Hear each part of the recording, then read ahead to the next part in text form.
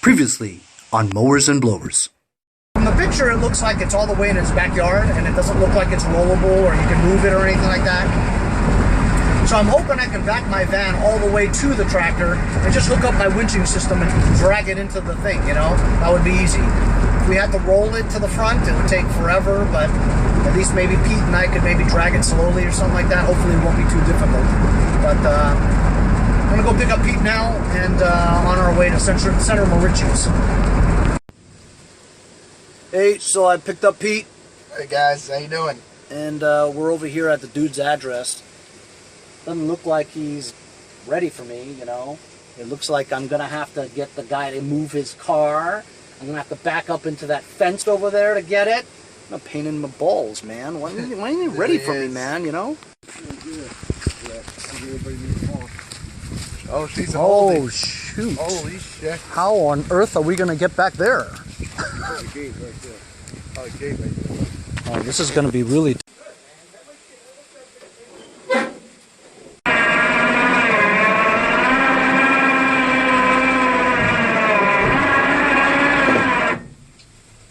Alright, we're gonna lift it up. As you do the wrench. Up. Are you ready?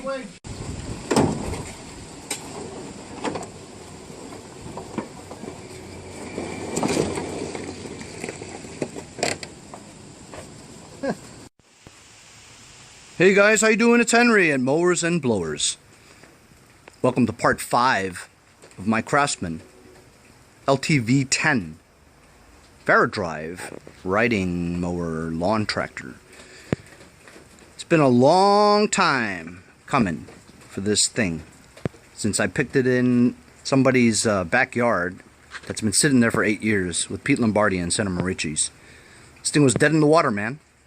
Practically 5 inches inside the ground. Dug it out of there, brought it home, did a lot of stuff to it. I've been working on this damn thing for a long time. Finally did replace the hood back on, which means what? Which means I'm almost done. So this is what it looks like with the hood on, with the patina and the rust and all that stuff.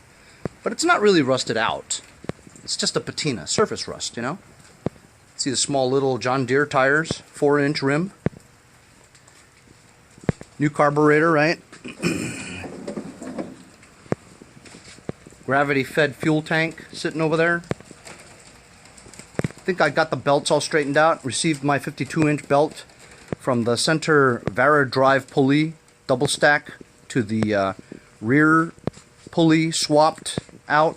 I think it's a 6-inch pulley that I have in there now. Has a fan, too, on the top of the transaxle.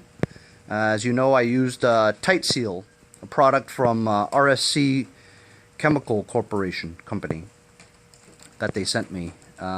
Seems to work really well. I woke up today and came out here to see the condition of the tire, whether or not it kept its seal and air in the tire. Yeah. I also sprayed some water around the rim to find any bubbles. I did not see any bubbles. Even with the cracks in the back that had, you know, Fix-A-Flat that was in there that spewed out with air, I sprayed water in the back too. No bubbles. So I don't think we have any leaks.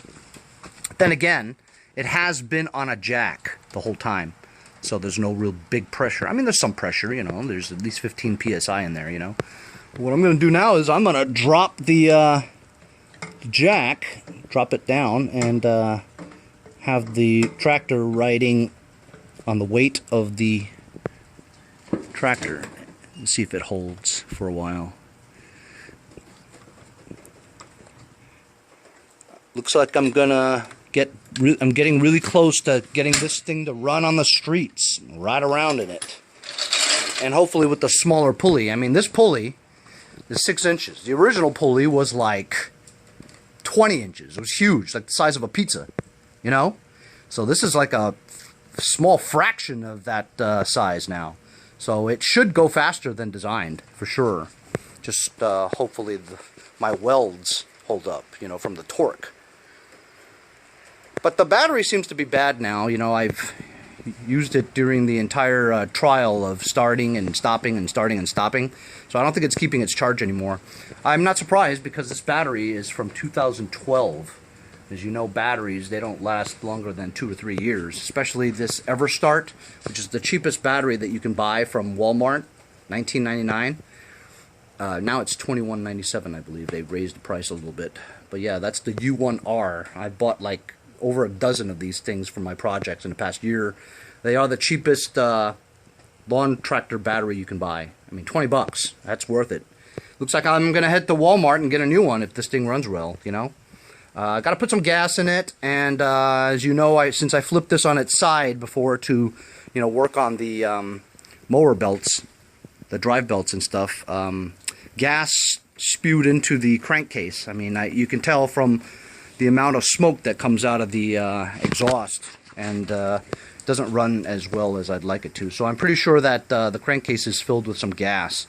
So I'm going to do an oil change and get the gas out of there and oil, and then refill with fresh oil. Then I'm going to put some gas in here, and I'm going to take this out for a spin, maybe. It's, of course, a lousy day today, rainy. But I'm going to take the bolt out of that, off that oil reservoir and drain the oil. So now I've got my oil thing set up, loosen the bolt. Now I'm anticipating the stuff that comes out of here to be really watery because it should be mixed with gas. And if it comes out syrupy, then I know I've got another problem. Doesn't seem like it's that syrupy, you know what I mean?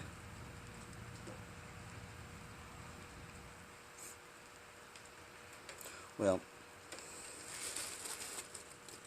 see? Yeah, I guess it's watery and stuff. Yep, and it smells like gas. But it's not as bad as my other tractors that have had this problem, where too much gas has gotten into the crankcase. I'm going to change the fuel line on here because that fuel line is really old. I'm going to also put a fuel shutoff on there too, so that I shut it off every time I use it. That way it prevents when this thing sits, it prevents gas from overflowing into the crankcase from the carburetor. So I'm going to let this drip out for a bit and put fresh gas in it. Change the fuel lines. See what happens. I've just replaced the fuel line and added a fuel shutoff directly to the carburetor. Oil has pretty much stopped dripping. I'm going to replace the nut back on here. Drain plug. Tighten it. Dump my oil responsibly. Fill with new Earl. Earl. Fresh Earl.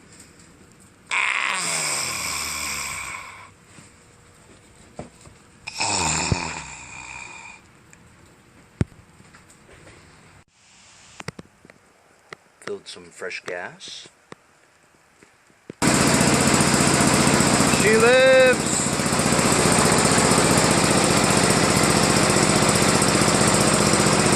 I'm gonna let it run, see if it smokes. Seems good now though.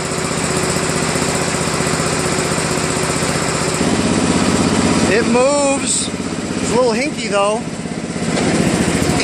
Whoa.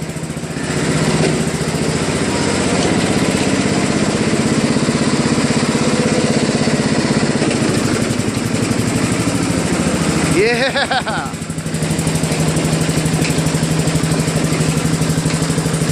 It's tough to get out of gear though. So I couldn't get it out of gear. I couldn't get it out of reverse. But once I got off, I got it off. So that's the thing, is that the belts are so tight, right? That when I put the brake on, it doesn't really hold it, you know? So I'm gonna go for a spin when the weather gets better. Burn off some excess gas, fuel or oil that's been around the engine. It looks like it moves and works. Even goes in reverse. Nice. I'm gonna move my car and maybe go out for a spin. Hey, hey, hey! Look what's going on, man! I'm riding.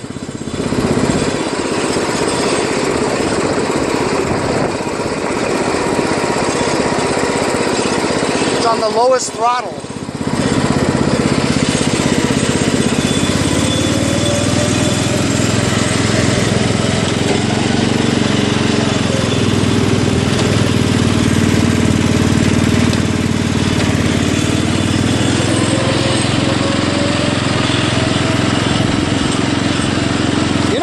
Very fast. I'll go around the block. Yeah, it lives.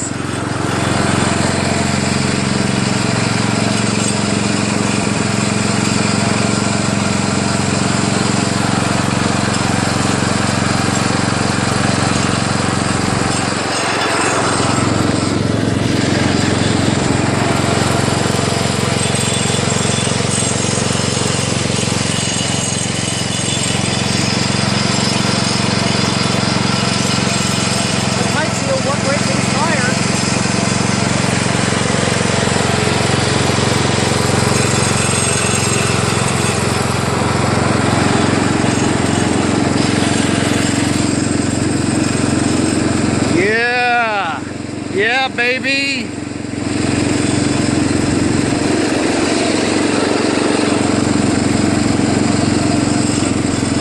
From a lawnmower that was in somebody's yard, destined to rust away to nothing. All right.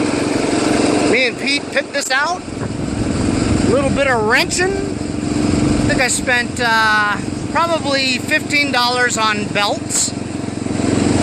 And $22 on a new carburetor.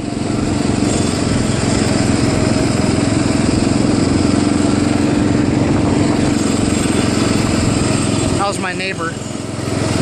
The wife, whose husband says, "You never going to get that piece of junk running? It's a piece of junk.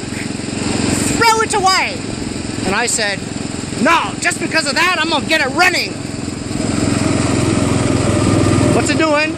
It's running! My Craftsman Ltv 10. Varidrive. Trash find. Just drove a lap around my block, man! Badass! Success, success! Whee! I have my right mind to park it in this driveway, you know what I mean? See you guys next time on Mowers and Blowers. Thanks for watching, everybody.